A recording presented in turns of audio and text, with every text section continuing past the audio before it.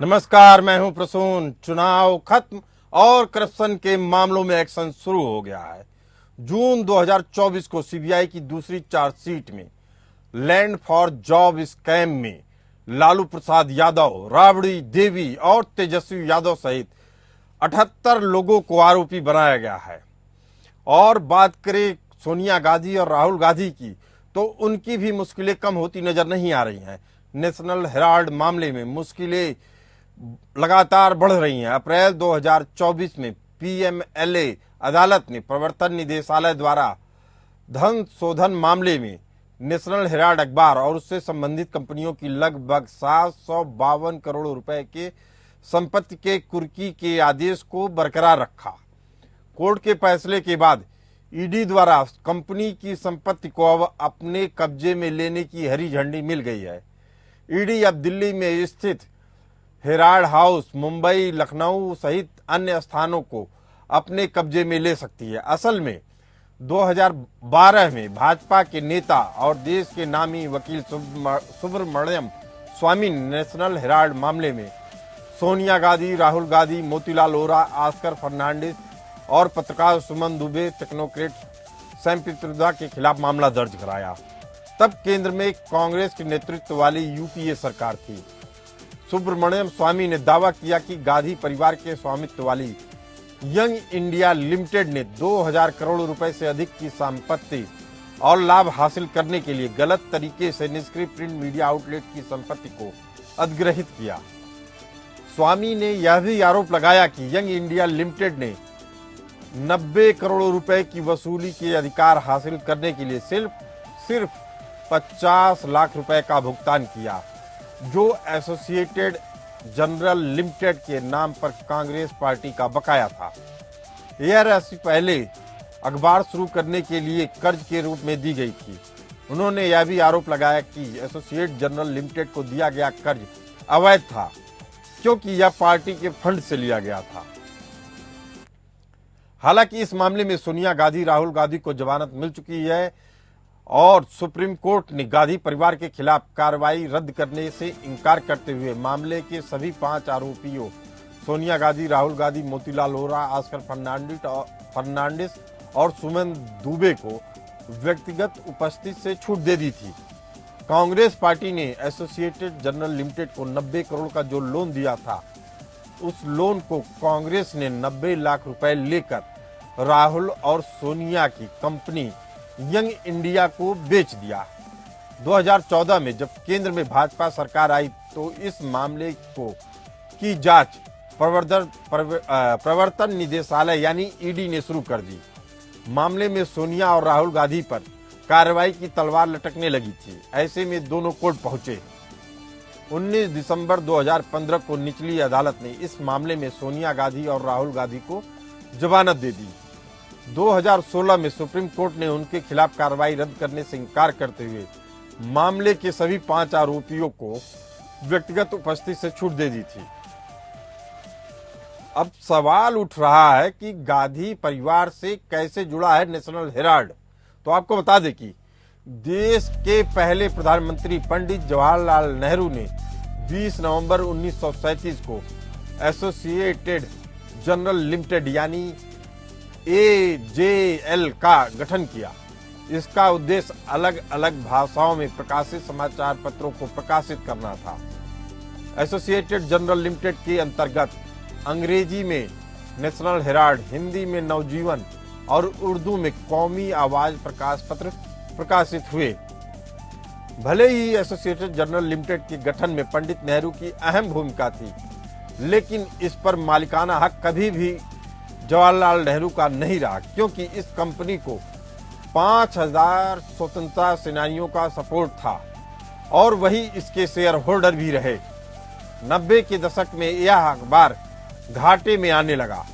साल 2008 तक associated general limited पर 90 करोड़ रुपए से ज्यादा का कर चढ़ गया। तब एसोसिएटेड जनरल लिमिटेड ने फैसला किया कि वह समाचार पत्रों का प्रकाशन नहीं करेगा। अखबारों का प्रकाशन बंद करके associated general limited property business में उतरी, जिसके बाद यह पूरा खेला हुआ। बात अब लालू यादव की। लैंड फॉर जॉब स्कैम में लालू प्रसाद यादव, राबड़ी देवी, तेजस्वी यादव सहित 78 लोगों को आरोपी बनाया गया है। सीबीआई की दूसरी चार्जशीट में लैंड फॉर जॉब स्कैम में लालू प्रसाद यादव, राबड़ी देवी, तेजस्वी यादव को आरोपी बनाया गया। 4 अक्टूबर 2023 को कोर्ट ने कथित नौकरी के लिए जमीन घोटाले मामले में नए आरोप पत्र के संबंध में पूर्व रेल मंत्री लालू प्रसाद यादव, बिहार के उप मुख्यमंत्री तेजस्वी यादव, राबड़ी देवी और अन्य को जमानत दी थी। इस मामले में सीबीआई ने 18 मई 2022 को मामला दर्ज कराया। इसमें तत्कालीन केंद्रीय रेल मंत्री, उनकी पत्नी, 2 बेटियों और अज्ञात लोक सेवकों और निजी व्यक्तियों समेत कई के खिलाफ मामला दर्ज कराया गया। आरोप है कि तत्कालीन रेल मंत्री लालू यादव ने 2004-2009 की अवधि के दौरान रेलवे के विभिन्न जोनों में ग्रुप डी समूह के पदों पर नियुक्ति देने के बदले अपने परिवार के सदस्यों आदि के नाम पर जमीन लेकर आर्थिक लाभ प्राप्त किया। आरोप है कि क्षेत्रीय रेलवे में नियुक्ति के लिए कोई विज्ञापन या सार्वजनिक नोटिस नहीं निकाली गई। इसके बावजूद पटना के निवासी को मुंबई, जबलपुर, कोलकाता, जयपुर, हाजीपुर स्थित विभिन्न क्षेत्रीय रेलवे में नियुक्ति दी गई। सीबीआई ने कहा कि दिल्ली और बिहार सहित कई स्थानों की तलाशी ली गई। इसमें नियुक्त किए गए उम्मीदवारों की सूची वाली एक हार्ड डिस्क भी बरामद हुई। एजेंसी का कहना था कि जांच के दौरान पाया गया कि तत्कालीन रेल मंत्री ने भूखंडों को अधिग्रहित करने के इरादे से सहयोगियों और परिवार के सदस्यों के साथ साजिश रची। ग्रुप डी की विभिन्न नौकरियों को देकर भूमि मालिकों की उनकी जमीन हड़पने की योजना बनाई गई। इसके तहत कई उम्मीदवारों को पहले एडहॉक नियुक्ति दी गई, उसके बाद उनकी नियुक्ति नियमित की गई।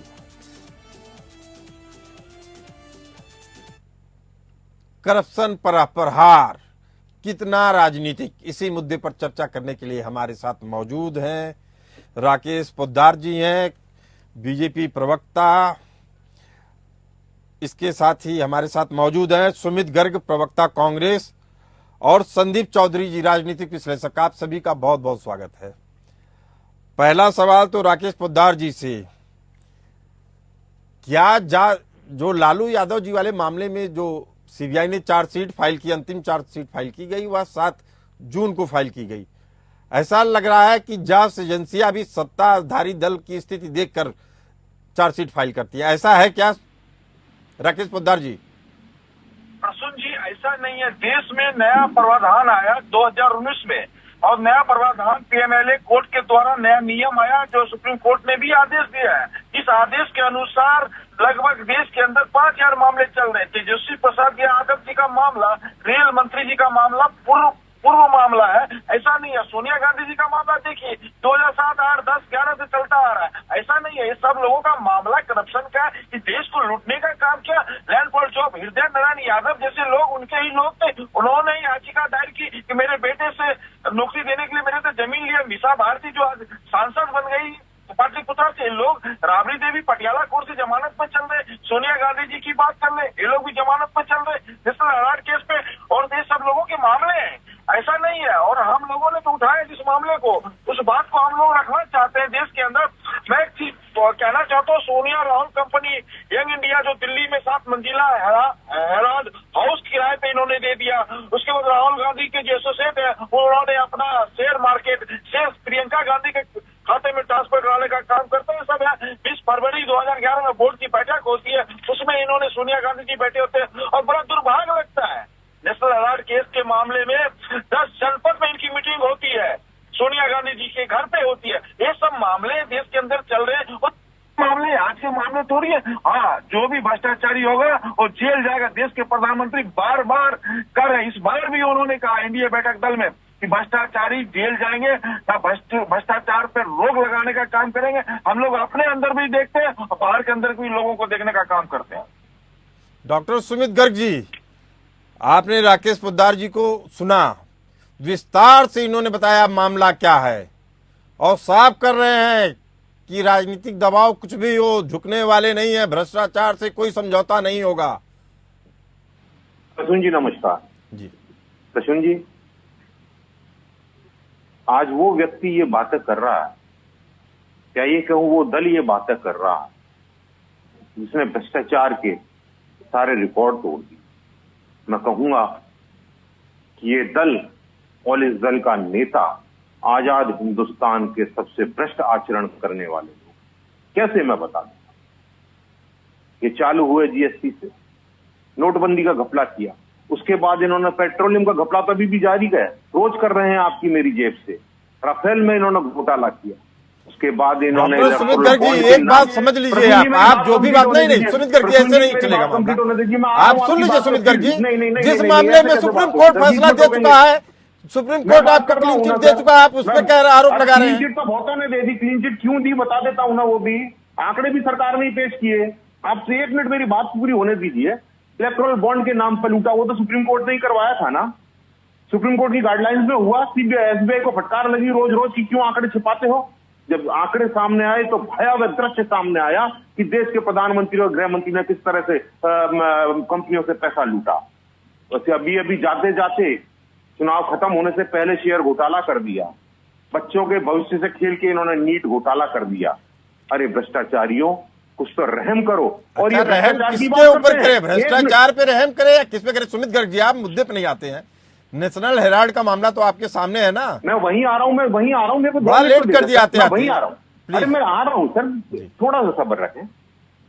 भ्रष्टाचार की बात करते हैं ना, अजीत पवार, सुनेत्रा पवार, प्रफुल्ल पटेल, शुभेंदु अधिकारी, ये सबकी तीस रहे थे ना, इनका क्या हुआ? और जहां तक 2G आपने बात करी नेशनल हेराल्ड की जो बात करी मैं अब उसका आ रहा हूँ। आपका अशोक फडणवीस दुनिया में चले गए, उनकी बात कीजिए। जो आपके लोग हैं क्या बात करते हैं आप? मैं कहना चाहता हूँ ये बीच में नहीं बोले ना, थोड़ा संयम रखें।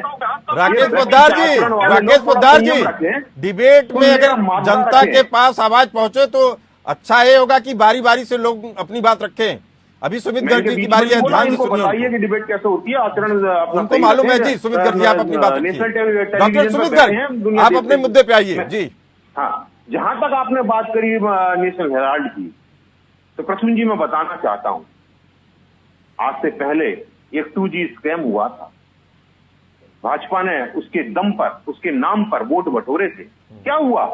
इन्हीं के शासनकाल में जिसको ये कहना पड़ा कि मैं बड़ी अदालत में रोज सबूतों का इंतजार करता रहा 5 साल तक, लेकिन कोई एक सबूत देने नहीं आया। ये केवल अंकों की बाजीगरी।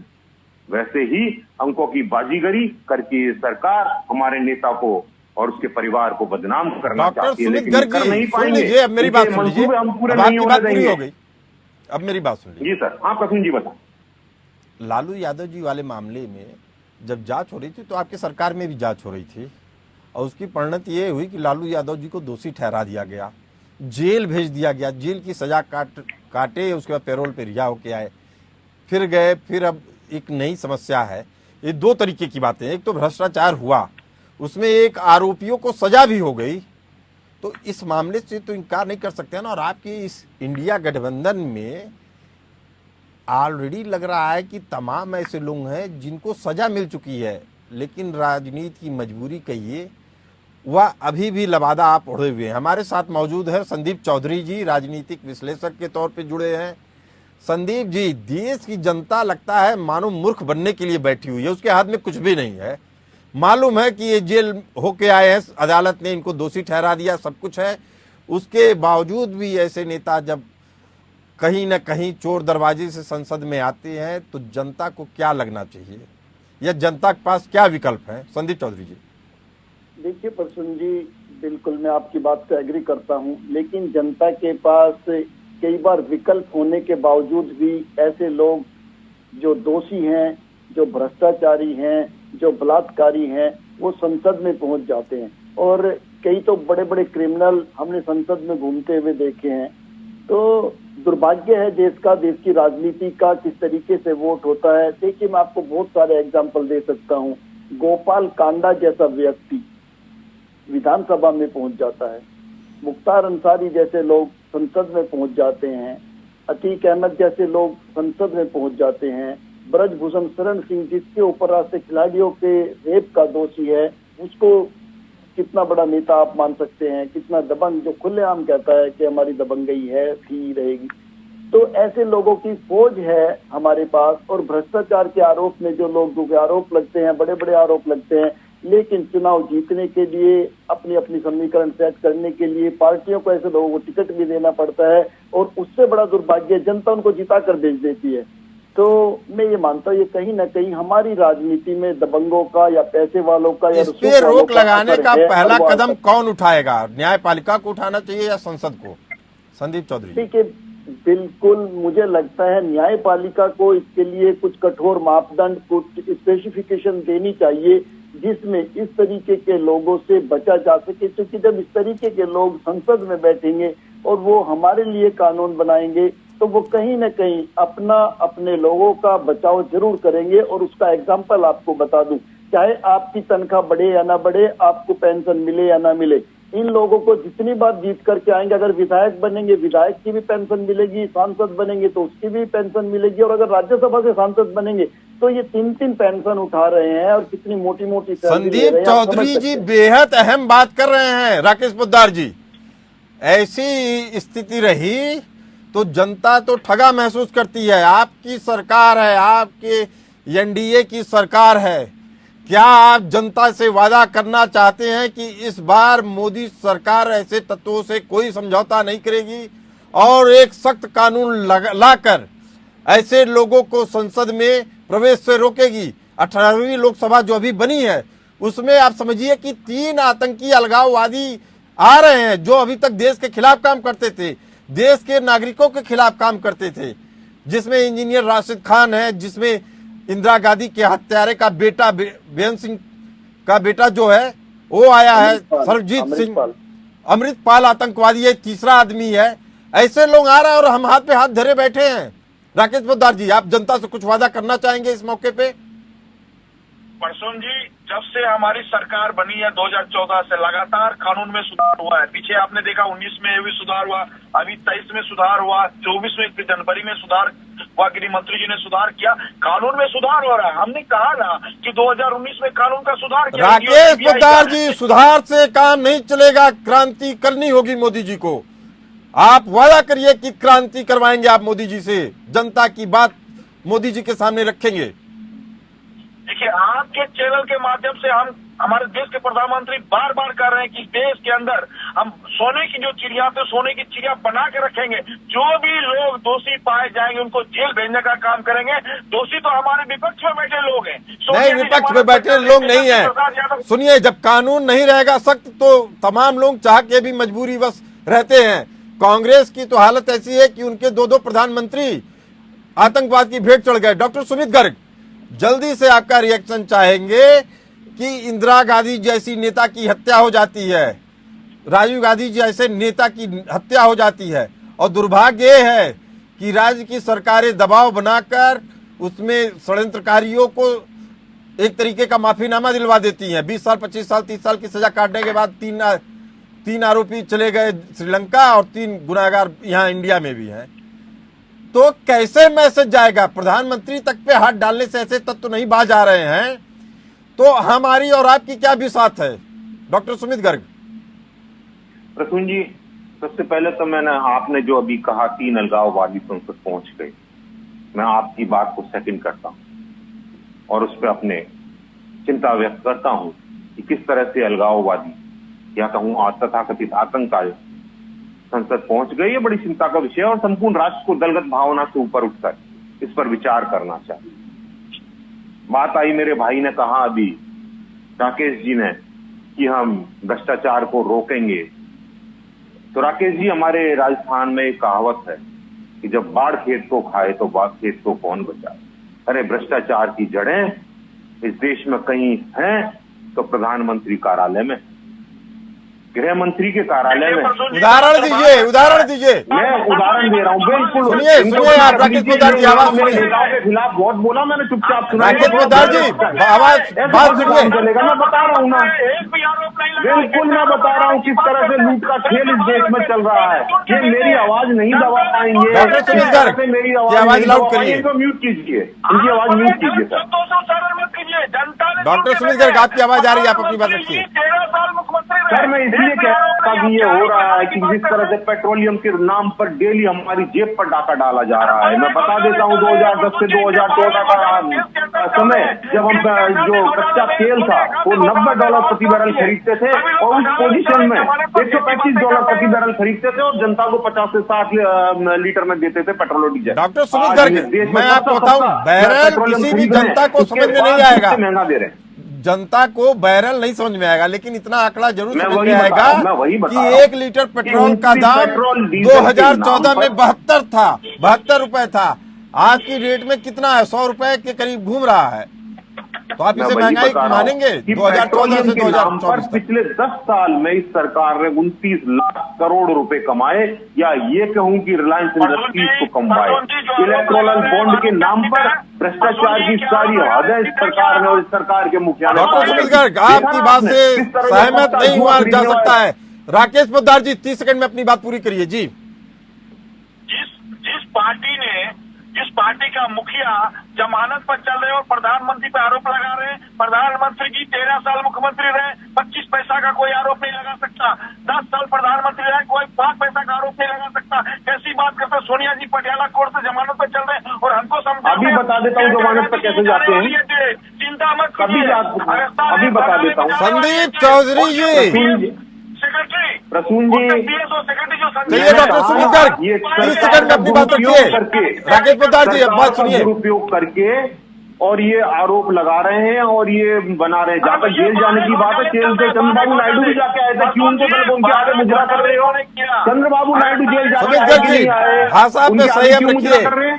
चंद्रबाबू नायडू जी वरिष्ठ नेता हैं, संयम रखिए भाषा की, बाकी आरोप लगाते नहीं, मैं तो ये प्रधानमंत्री जी के भाषा शब्द है ना, मेरे शब्द नहीं है। मुजरा प्रधानमंत्री ने पूरे देश के सामने शब्द का इस्तेमाल किया। संदीप चौधरी जी, संदीप चौधरी जी, प्रधानमंत्री का शब्द है। क्या राजनीतिक प्रतिबद्धता इतनी हावी हो जाती है कि देश के हितों के साथ समझौता किया जाए? संदीप चौधरी जी देखिए पुण्य परसुन जी, जिस तरीके से आज की राजनीति है, आजकल चरित्र हनन का काम राजनीतिक लोग करने लगे हैं। जबकि आपने देखा होगा कुछ समय पहले जब अटल जी थे, जब राजीव गांधी थे, तो अलग तरीके की राजनीति होती थी, एक दूसरे के काम आने वाली राजनीति होती थी। जब अटल जी को प्रॉब्लम हुई तो राजीव गांधी ने उनकी मदद की, अमेरिका जाने तक उनको इलाज कराने। ये इंसानियत वाली राजनीति थी।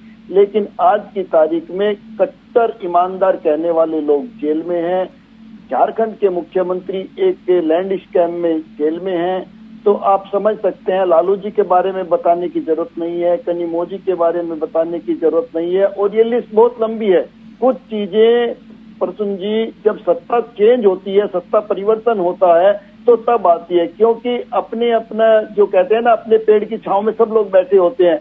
तो अभी सरकार में जो लोग हैं उन्होंने क्या गुल खिलाए हैं, इसका तो आने वाले वक्त में पता चलेगा। कि जो स्किल इंडिया था उसमें क्या हुआ, नोटबंदी में क्या हुआ, स्किल इंडिया में क्या हुआ, उसमें दोषी कांग्रेस भी रहेगी।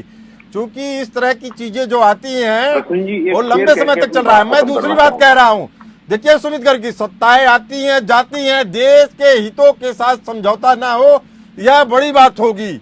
क्योंकि अगर आप देश के साथ समझौता कर रहे हैं तो मानिए कि आने वाली हमारी और आपकी नस्लें हमें कभी माफ नहीं करेंगी।